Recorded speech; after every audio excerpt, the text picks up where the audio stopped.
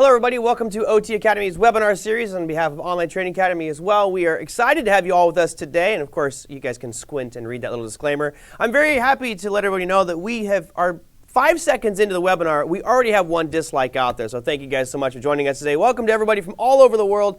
Glad to have you with us. See a lot of new faces, so welcome everybody. It should be a pretty good webinar today, and it will be interactive, so please feel free to type in your comments, your suggestions along the way, and we will hopefully get to all of those as we progress through today's webinar.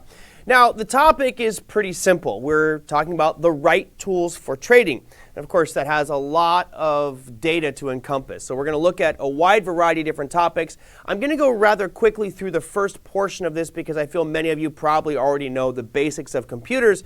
But having worked a little bit with our support division here at Online Trading Academy, I realize that many people don't know a lot about computers. So let's get started right away with a bunch of different polls. We've got one poll to start with that was a Twitter poll that said, is it important to have the right computer for trading? 65% of you said it's very important. 25% said any computer will do. 10% said not sure. The correct answer is technically any computer will do, but there could be problems if you just use any computer. So we're going to look at a lot of the basic building blocks of your computer. And some of you logging in right now might want to take a deep dive into this one because as you build out your trading system, you might have the wrong resources allocated. So it all starts with understanding the machine. Now I know many of you know this stuff already, but I will go through it rather quickly. Again, if you have questions, ask and I will slow it down to make it clearer. The main computer component that you're going to be dealing with is your CPU. What is it? It's the central processing unit, or CPU. It's also the brain of your computer. It's what's telling all the different pieces how to interact.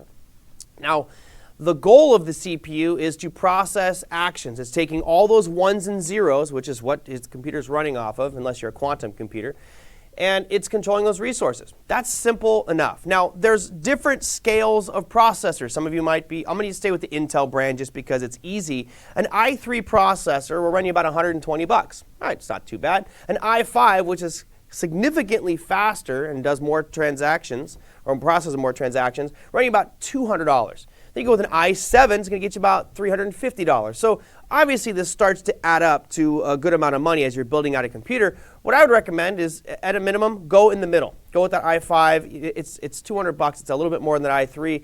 But find something that's not the low end because you do want to have that processing power. Now, granted, most trading applications aren't massive resource hogs, but it's better to have that in your pocket. Because remember, building out a trading computer, this is a business, right? When I built my trading computer at home, it was designed to be a business machine. I wanted it to be dedicated to trading. I couldn't afford to have any mistakes or blips along the way, so I was willing to spend a little bit extra to make sure that the right tool was for the right job.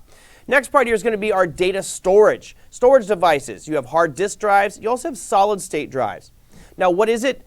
Of course, we all know this is where we store our data, right? They come in two main types. You have a hard disk drive, which is the spinning one that has been historically one that we've been using. And then you have solid state drives, which are quickly gaining popularity and will probably replace the spinning disk drives here in the future. My recommendation and how I built my computer at home is I use solid state drives because there's no moving parts in those. They're a bit faster as well because the hard disk drive basically has a little needle that reads a disk. And it's limited by that needle and how fast it reads the disk. Solid state doesn't have that, so it's going to be faster. They are a little bit pricey, but they have been dropping a lot in the past couple of years for a 250 gig or 500 gig solid state drive. Again, this enables us to read, write, delete, modify data which is on that computer. All right. Catman says the i9 is $9,900. Yeah, is there even there yet? Okay, this is one probably right now, which is the only part you're going to go, aha, I learned something right away. The video card. Many people buy a trading computer thinking you have to have this massive gaming unit, right? I'm going to go to Alienware Software and buy the best gaming unit I can. You're throwing money away. Literally just throw it in the garbage. Why? Because in those gaming systems, they're usually built around a video card, a graphics program. So they're going to have the highest end video cards, massive gigs of data or of RAM in that video card. Look, a video card is simply a device that's used to enhance the quality of images shown on a display. Let me ask you, how many of you are trading right now using TradeStation or maybe even using Click or any other trading application out there? The interesting part there is that 3D? Is that always massively changing dynamics? No, the last piece that's changing might be data inputs, which is just a piece of text, which is not graphically intense, and it's also maybe a candlestick or a line chart. That doesn't need to have a huge 3D video card.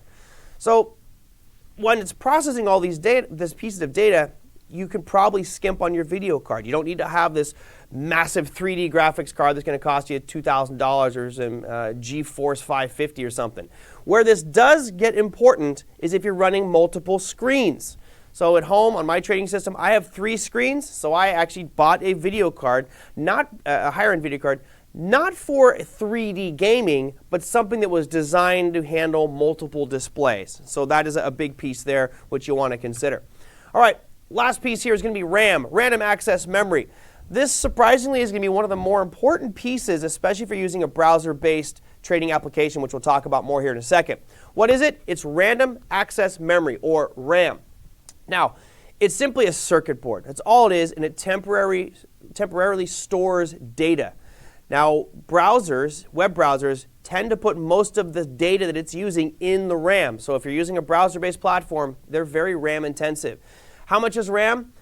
Look, most platforms will tell you 4 gigs is the minimum. Stop skimping on RAM. You can get 16 gigs of RAM for $70 right now on your famous online retailer, which will remain nameless here. When the computer is on, it's storing all that data, all the websites you may have visited or data packets it's collected. It's going to be in your RAM. And it's repeatedly accessed, not just by the browser, but by a ton of different applications on your computer.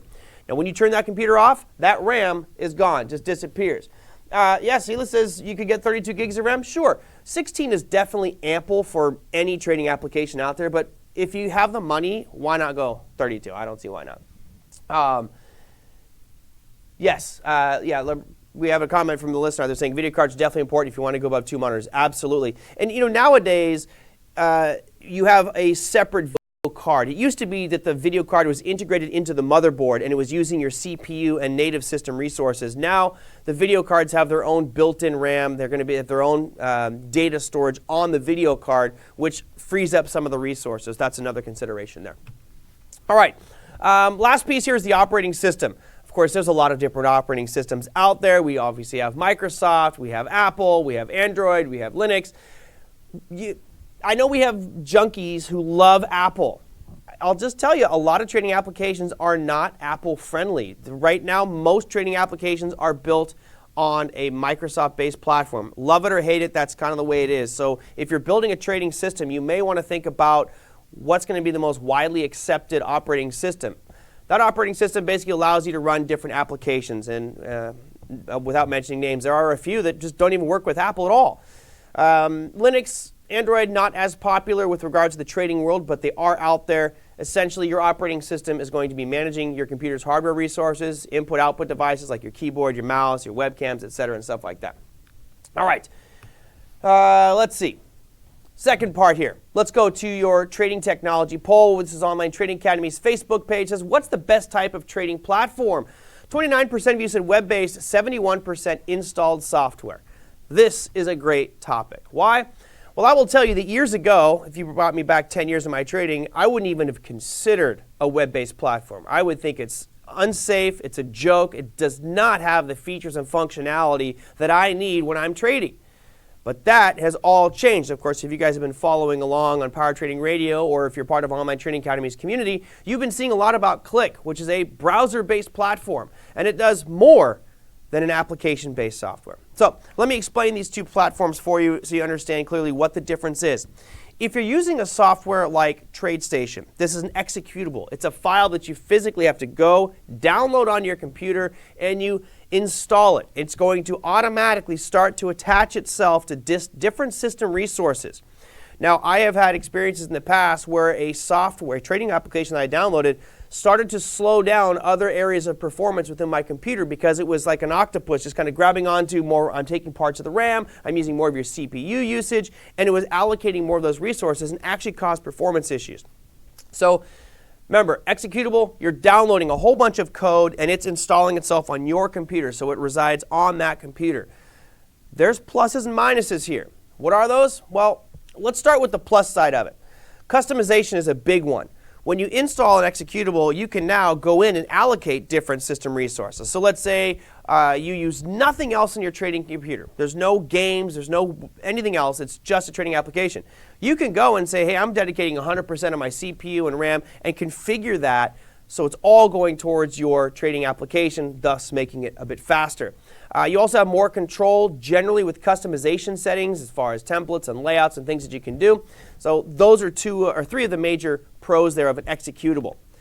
The cons are trust. You have to trust the person that wrote the code for that executable. Meaning, if you downloaded it from a specific trading company, you have to hope that they didn't build some kind of backdoor on it to get in your computer and steal data, because we are in that era where now there's a trust issue. There's also man in the middle.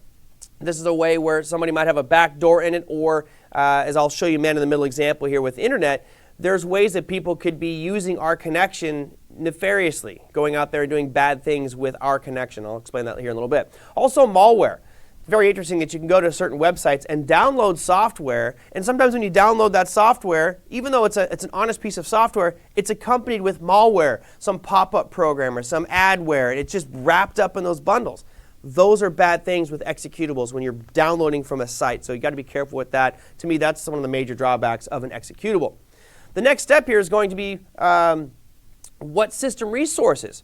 Generally, an executable platform is going to need a lot more system resources. So I just took a screenshot here from a trading software company, and you can see they have it broken down by PC, Mac, Linux requirements. If you look at the PC requirements for this one, notice it says Windows operating system, Windows Vista, or Windows 7 higher. So most are going to ask for the most recent versions of Windows, or the most recent version of a software. You can see here it's got browser-based recommendations. The piece here that I find interesting is they were actually allowing you to go down to a processor of an i3. Don't bother. Go i5 or higher. Again, this is a trading system that's going to be your business and potentially your financial future, so spend a little bit of extra money on it. Memory down here. Lowest I've seen for a trading application that's executable is 4 gigs of RAM. As we just talked about, it's cheap. RAM's one of the cheapest things you can get. Boosted to, I would say, 16 gigs. If you can go higher than that, great. But 8 gigs is what this specific one was recommending as the good level. So a lot of them will have this recommended list. If you are using an executable platform, go to that software company. Whether you're using an Ameritrade, an E-Trade, TradeStation, doesn't matter to me. Look at what they are recommending and always go with the higher end of the list. Don't go with the minimums, because you could have some problems out there. All right. Now, let's go to antivirus. Okay, so antivirus is an interesting one. You should all have one of these on your computer. We are not in the business of sales or promoting any of these. There are definitely pros and cons to a lot of them.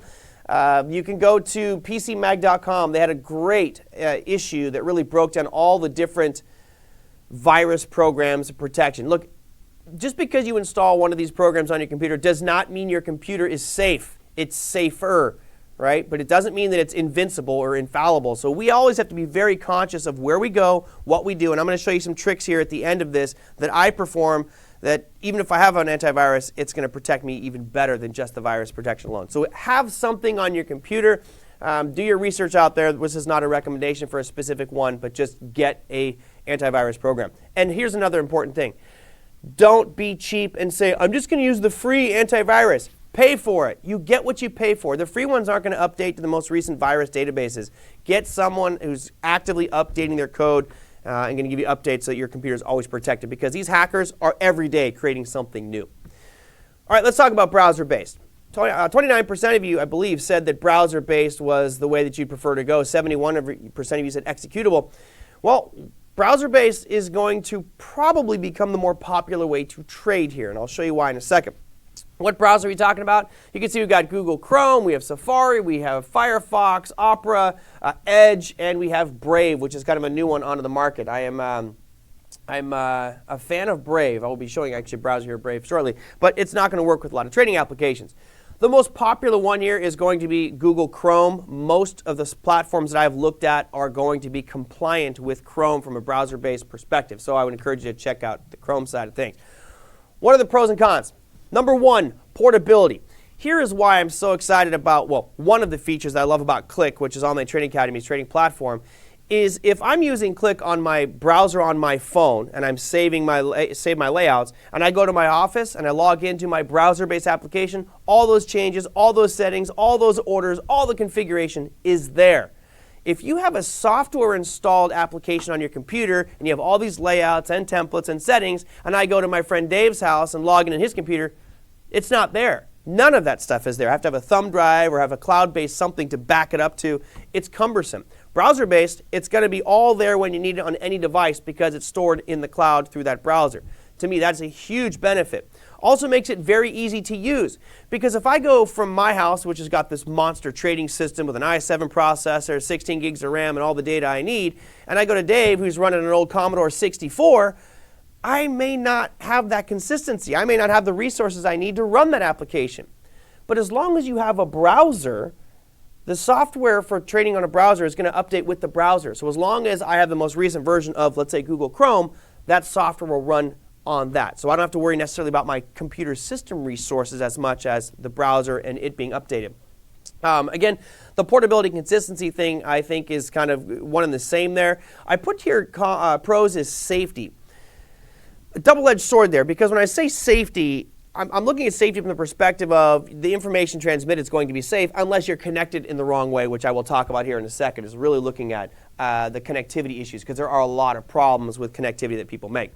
The dark side of this one is lack of customization.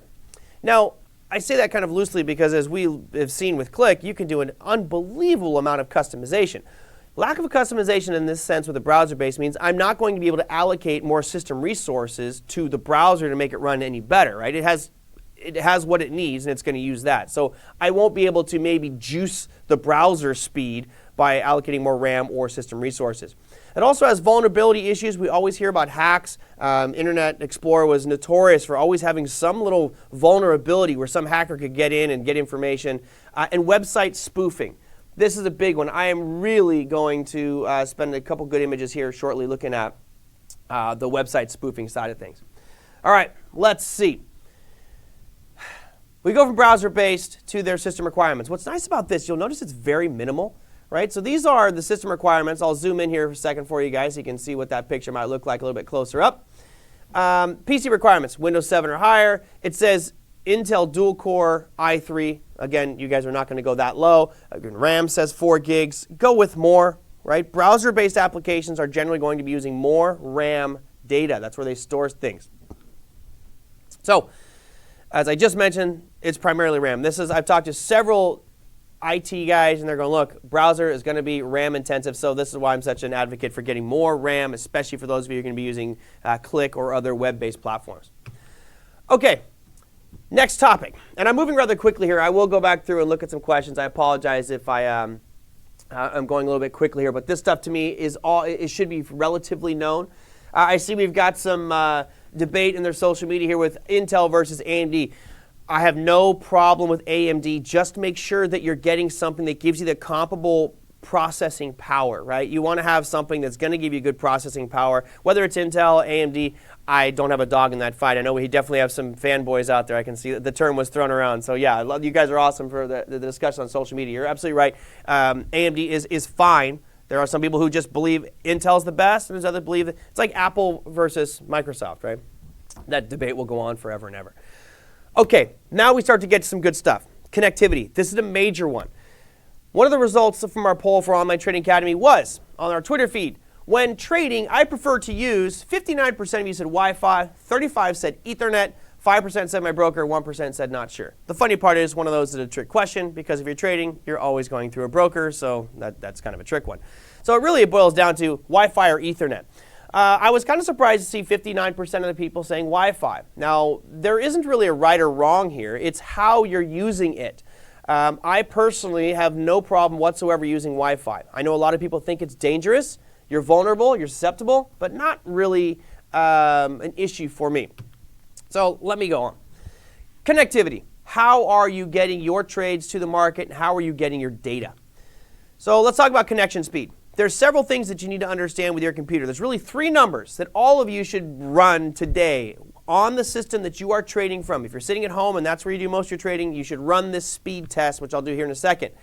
Connection speed is simply how quickly are you connecting to your Ethernet, to your Wi-Fi, and then what is happening to the data packets that you're sending to your exchange or your broker, and how quickly are you getting the data from them. It's a process. So let's start with 3 things. Ping. First thing you want to know is the ping. All a ping is, like on a submarine, when you hear that boom, and then it echoes off, that's telling them how far away some object is. It's really the time it takes your computer to contact and receive a response from another computer via your ISP or internet service provider. So as you saw in the illustration, there was a little dot that shot from one computer to the next, and it says 5 milliseconds. In the US, we're looking at, let's say 10 milliseconds or less is probably pretty decent. I just ran one here, and I'm going to run it for you in a second, which gave me 2 milliseconds. That's great. That's fast. That means that it's a very quick transaction, communication process. Second piece here, which is probably the most important for all of us because we are pulling a lot of data. All these watch lists and charts and order books, those are going to be pretty intensive. So the download speed is the time it takes your computer to receive a file from a source on the internet. And then the third variable that you're going to get on your speed test is your upload speed. This is how long it takes for you to send information to whatever site you're sending it to. You got to understand very quickly that these do not need to be the same speed. For us as traders, we are downloading tons and tons and tons of data. We are not uploading lots of data. Let me ask everybody out there, when you're trading, what are you uploading? What are you sending? The only thing that you're sending is a tiny, tiny, tiny, tiny little piece of data that says, I want to buy 100 shares of this stock at this price. Here's my entry stop price target. Well, it may seem like a lot. It's a very small piece of data. It's a little packet that gets sent out. So you don't need to have massive connectivity to the upload side. Download, though, you do want to have a robust connection. If you're running, a 10 megabyte connection, you might have some issues out there. If you're running anything lower than that, it slows down. Recommended is going to be 20 megabyte, but we'll talk about that here in just a second. Just remember those 3 pieces on the speed test. So what I thought I would do for you is I'm going to take you out to a website. This is not a solicitation for them. It's just one of the main ones out there that does a free speed test. It's speedtest.net. So bear with me as I get this one all prepped for you guys. This is speedtest.net. And what you do is you simply log in from whatever computer you will be using. You click the word go. And it will take a little bit of time here, so I'm going to have to just kind of talk and walk you through the process here as it goes. So now it's connecting. You see at the top here, it's got 3 numbers: ping, download, and upload. My ping connection in this studio right now is 2 milliseconds. There, I don't want to say megasecond. That's a huge second. Millisecond. Yeah, that is a very fast ping. That's a great sign. If you're experiencing ping times of, 50 or 100 or even higher than that, then there's something wrong with your ISP, something slowing you down. Now, of course, you guys are going to look at these download and upload speeds and be like, holy cow. Yeah, we're in a studio right now, so we're broadcasting HD video. We need to have a much bigger connection than most. This is a very, very good set of numbers here. A download speed, you want something that's going to be above 20, ideally. Upload, not that critical, but it definitely doesn't need to be 362. I have a pretty significant, thank you, Carlos. I know it's milliseconds. For some reason, I got tongue-tied there. My bad. Here we do, on the farm, we make do with 4 megabytes. That could be a problem. Cow mows my grass. I love your name. That's awesome, by the way. It says, here on the farm, I have to make do with 4 Mbps. Yes, if that's all you can get, that's all you can get. But what you want to do, and this is a good point, I'm glad you posted that comment, is if you have a smaller connection like that and you're running 3 monitors and you got all these watch lists and charts, you might start experiencing latency, meaning those quotes you're getting could be delayed because there's not enough data in the pipeline to get there. That may be an issue. I've experienced that in the past when let's just say I was skimping on my internet connection and didn't know this stuff. Now you realize I need real-time data because I can't trade off a quote that's 5 minutes old or 30 seconds old because I'm generally was a shorter-term day trader. 30 seconds is an eternity for me. So all of you should go run a speed test just to see where you're at. Most of you are probably going to be pleased with your numbers. There might be a couple of you at the end of it, you're going to be like, what is going on? Why are these numbers so off? Talk to your ISP. If you're getting a ping, like I say, like over 50 or 100, that's slow. That's rather latent. Download speeds, again, should be 20 megabytes or higher. So let's go back to our presentation. All right. Oh, yeah. Cal mows my lawns. I have to kick the kids off the internet to watch TV. Yes, do it. Block them out. Gaming, especially if they're gamers playing Fortnite or something like that. Those are big bandwidth hogs. You know, this is another great point you bring there. I don't have children to contend with. My German Shepherd, who's 110 pounds, doesn't watch a lot of YouTube videos, and he's not playing video games. So that's not an issue for me. But for any of you who may have children, and let's say your main times that you trade are from 9:30 in the morning to 4 p.m. Eastern time, because that's when the market's open. If your kids are home at that time trading or playing video games, not during those windows of time. There's no listening to music. There's no downloading. You are not touching the internet. I'm the only one. Why? Because I pay the bills, and so does my trading. All right, let's go. What should upload speed be? You know, you're probably fine with something as, I don't know, it doesn't have to be that high. 4 megabits is probably more than enough. More than enough. Right now, I know that one of the deals, I actually just had door-to-door. Time Warner came by my neighborhood yesterday, literally door-to-door, trying to sell me a 1,000 megabit download internet connection. Of course, I had to pay for data overages. I was like, yeah, right. Right now, I have a 100 megabit connection at home on the downloads, and honestly, I don't remember my upload speed. I think it's right around 8, but yeah, again, we're sending such small information to the net, it doesn't really matter. Okay, wired networking. So we talk about the connection speed. Wired is what most people do. Years ago, I would not be comfortable doing wireless just because of all the things I hear about people breaking into the network and making issues for me. We'll start with wired connections. Ethernet, that Cat5 you connect to your computer, that's generally where most people are going to be going with regards to connectivity. 20 megabits or higher is the recommended level there from our IT professionals. 100 milliseconds is still 1/10 of a second. Yep, true, it is. But you know, I want it faster. Let's talk about wireless. Wireless has gotten better and better, and at this point now, wireless connections are just as good as Ethernet.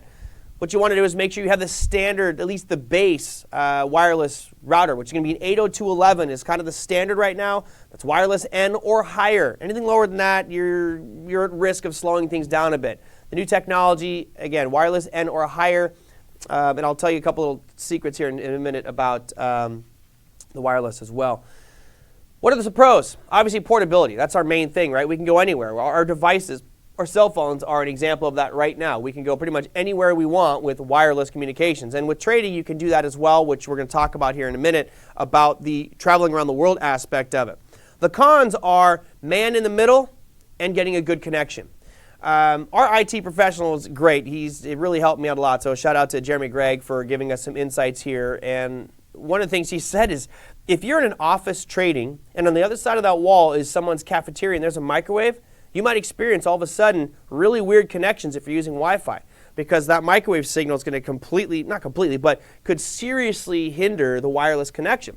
So, you know, if you're in a situation like that, make sure you're nowhere near a microwave. If your home office is next to your kitchen and your kids keep microwaving Hot Pockets, you can eat after the market's closed, kids, or no microwave. Just unplug that thing because it could be an issue. And man in the middle, I'll show you some good examples of that here in a second. Don't fear connecting to Wi-Fi, okay? You just have to know what you're doing. So let's start with the best way to do that. A VPN, which is a virtual private network, meaning you're going to connect to the internet, right? So let's say you're traveling, you're in Southeast Asia. I'll use myself as an example. You're in Southeast Asia, you brought your laptop, you connect to a local internet cafe, they give you a little connection and you type it in, and all of a sudden you're, okay, great, I'm connected, I can trade. Here's the problem. When you're in a situation like that, your data packets, the information that you're sending, a lot can happen. There's a lot of unknowns out there. There could be bad characters that are stealing your data. It could be bouncing all over the place. You know, you just don't know because it's not really an encrypted channel. What a VPN does is it creates a dedicated tunnel that's encrypted, and it looks like this. It basically connects you to your destination with an encrypted tunnel that the bad actors out there in that space, which could see it, can't do anything with it. It's not worth their time to try to break that encryption. So VPNs are a great way to go. I've had a lot of you recommend different VPNs. I see Catman in there is recommending one as well. A lot of you, do your research here. I'm not making a recommendation on a VPN, but I would highly encourage it for you, especially if you are somebody who travels around the world. These are critical from a security perspective. Connecting to an unknown connection can be one of the worst things you can do for your computer, your privacy, and your ID and data. So, what do you do when you travel? Well, if you're going to an internet cafe in Thailand and they give you you're connecting to an internet cafe and you connected, first thing you do before you do anything, once you connect to that internet connection, is open up that VPN. First thing.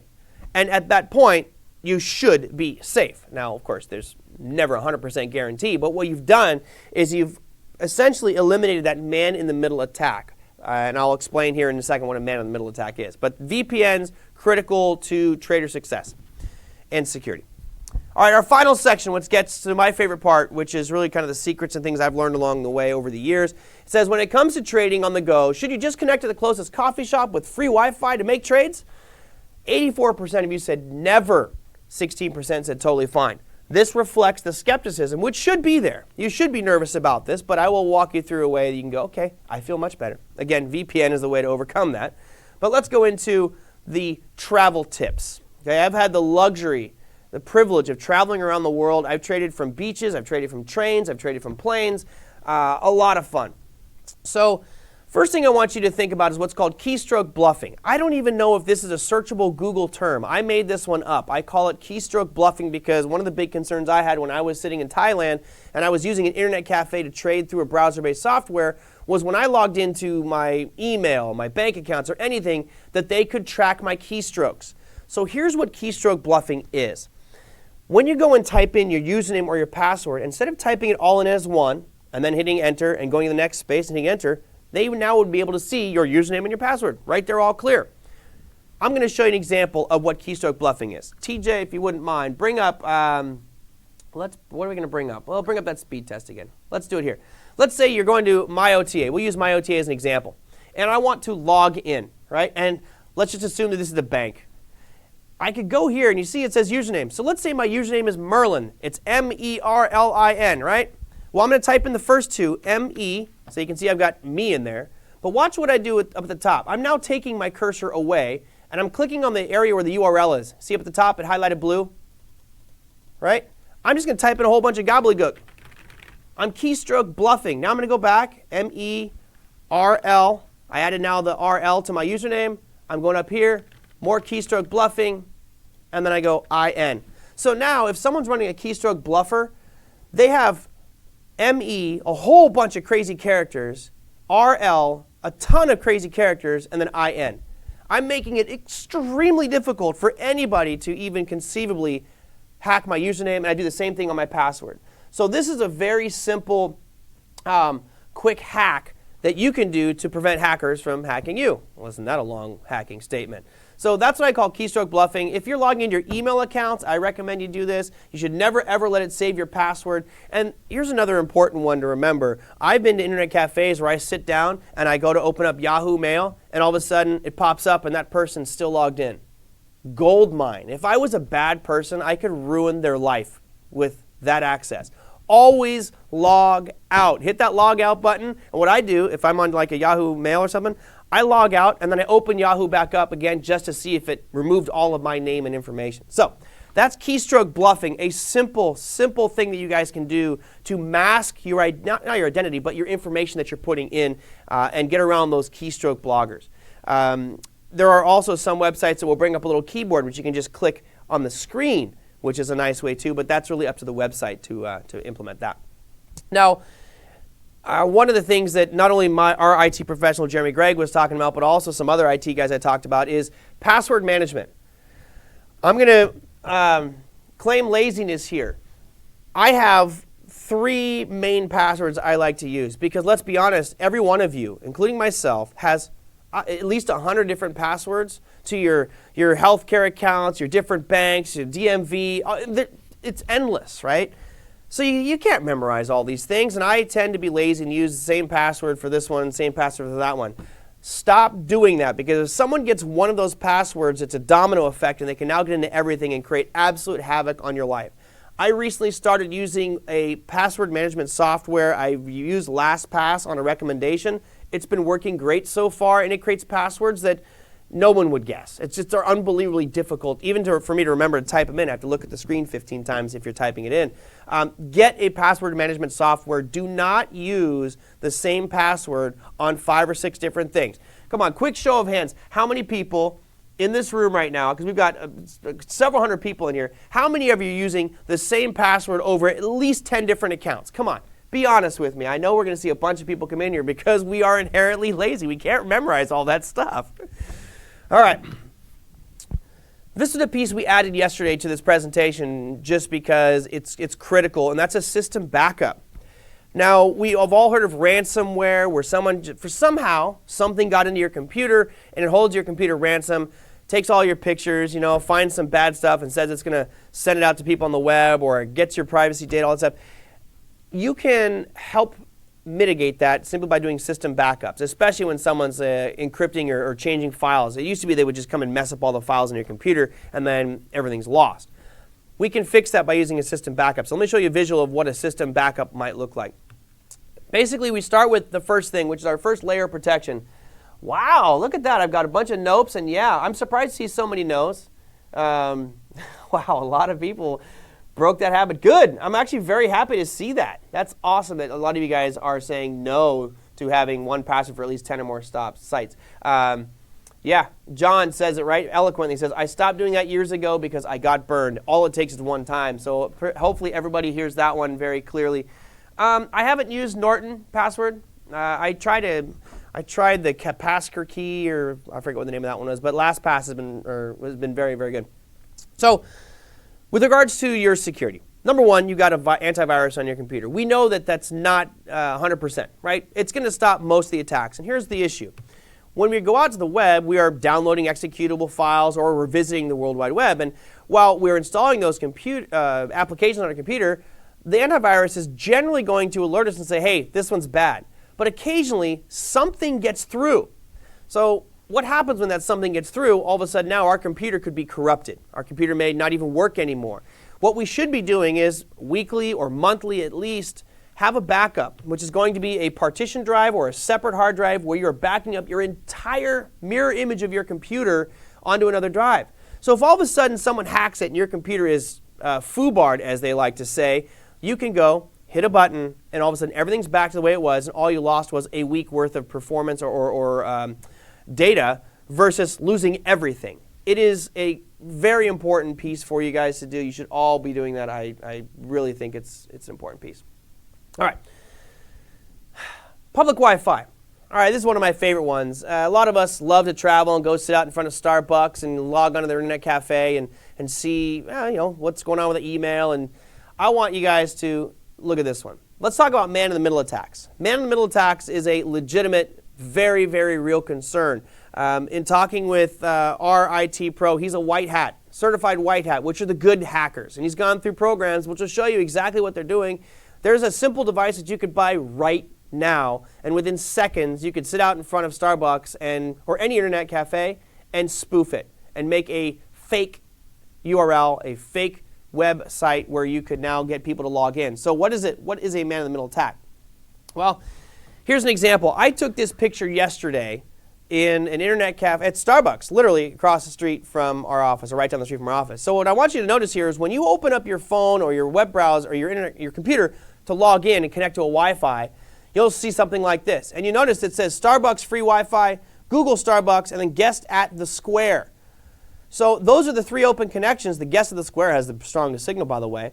You can see there's Starbucks free Wi-Fi is A, Google Starbucks is B. So let's have some fun. How many of you would connect? And if you did, which Wi-Fi would you connect to, A or B?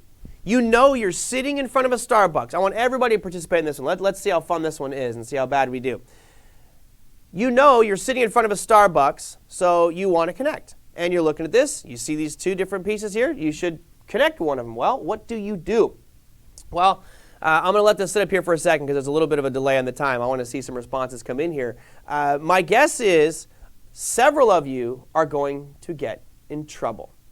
Yes, there's a Pineapple device. There's a bunch of devices out there. But yes, I want you to be very clear on what this is trying to show you. So I see B, Kathy says B. Carlos says, I'm not connecting at all. Muhammad says A. Oh, there come the A's. I see a bunch of A's, right? Only A. All right, I love it. This is what's great, is notice that we are all savvy internet people, right? I'm saying it looks to me like it's about 50-50 right now connecting. Okay, Refined by Fire has the best one, and it says ask the barista for the official one. That's probably the safest way. Walk into Starbucks and say, hey, which one of these is your connection? Because I see two here. I'll tell you what, the answer A is incorrect. So let's say I use that pineapple device that one of our viewers just mentioned. I sit out in front of Starbucks and I create a fake internet connection called Starbucks Wi-Fi, right? It looks just like the other one. It's open, and when you click the button, this window pops up. It's the Wi-Fi and coffee with a heart. All I did is just take this from the internet, guys. I could make this fake site in a matter of minutes, and if you connected to me, I now have access to your computer. I have access to anything that you send. I could potentially even get into your computer and start taking things from your computer or pictures or modifying things. This is why it's so scary. This is a man-in-the-middle attack. Answer A is a man-in-the-middle attack. The real answer is Google Starbucks is the legit Starbucks internet connection. So a lot of us got fooled right there. Jeff says he uses his phone exclusively. Okay, that's great, but a lot of people get limited by data packages. I would recommend using your phone exclusively as well, but some people have data limits, and of course we know how phone companies are with data. It gets very expensive. So that's the example of man-in-the-middle attack. Again, even if you connected that Starbucks free Wi-Fi and you immediately set up your VPN, you're safer, right? So VPN, again, even if you're connecting through someone's fake ISP, if you will, or fake Wi-Fi access, by going through a VPN, you're protecting yourself. But I'm guilty of this, guys. I'm not trying to be condescending. I'm absolutely guilty of this, where I've gone through, and I'll go through, I'm sitting outside and I just go, what connections are open? Some people might do this in their apartment buildings, right? And you're going, oh, which internet's open? I don't pay for internet. I'm just going to steal from my neighbor. Little you know, that guy's a black hat and he's a hacker and he's taking everything you got. Dangerous. We just have to be cognizant of this all the time. Okay, here's another good example. We talked about man-in-the-middle attack. There's also, once you get connected to the internet, big attacks which could come and can just destroy your computer. Most of you are probably logging into this every single day. Facebook, right? One of the most popular apps out there. Yeah, I love it. Kathy says that this is scary and upsetting. It is, but you know what?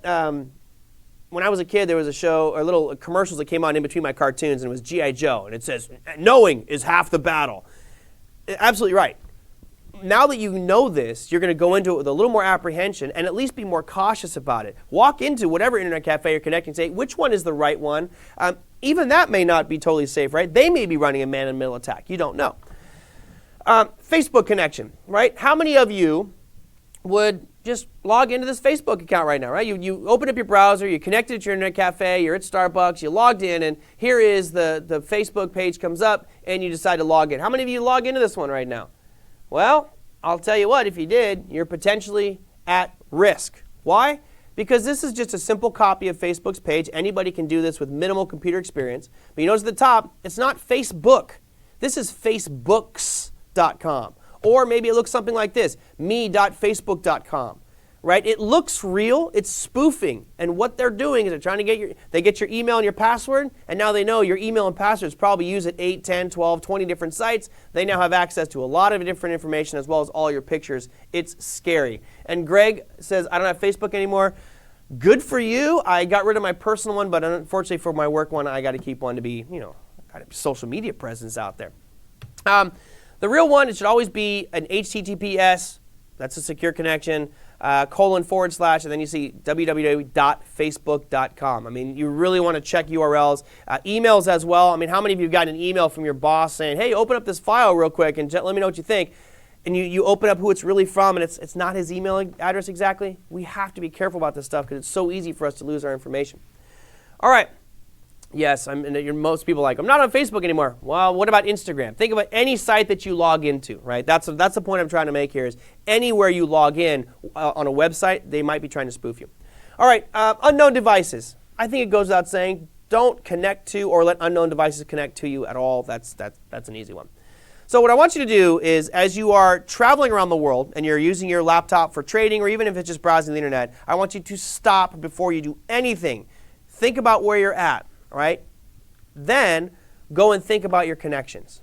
Think about a couple different things. Number one, is your computer security set up correctly? Do you have antivirus going right now? Is your firewall protection up before you go out and visit anything? Are you set up with the VPN? Well, actually, you can't be set up yet with the VPN until you connect. But do you trust the site that you're going to? Right? We looked at spoofing sites like the Facebook I just showed you, which was an illustration just to show you how I could make it fake. Third component here is, do you know and trust the site that you're downloading files from? Quite often the problems that we get on our computers are because we downloaded something that we thought was legit, we installed it, and all of a sudden there was something bad attached to it. So once you've done that, then you can go ahead and connect to that connection. You can also set up that VPN right away. And while you're not removing every threat possible, you've now reduced that threat significantly. And again, when we're trading, there might be hundreds of thousands, not millions of dollars on the line. We cannot risk it. So in summary, because I'm going on exceptionally long here, I apologize for that. I know some of you want to run. Number one is understand your application's requirements. Make sure that you know, whether you're using an executable or a browser-based, what does that company recommend that you have on your computer for that specific software. Whatever it is, add more. If they say 4 gigs of RAM, make it 8. They say i3, make it an i5. Get better, because this is your business. Customize your computer for your trading application as well. Again, we talked about what some of those customizations might be. Know your connection. Always know your connection. Always know how you're connected. Don't just pirate someone's internet and think that you're safe. Always use a VPN to protect yourself from that man-in-the-middle attack and people getting into your system. Finally, stop, think, connect. Following these steps is going to allow you to have a much more efficient trading experience. It's going to be with a lot less problems out there, and security for you, so you know that things are going better and better and better.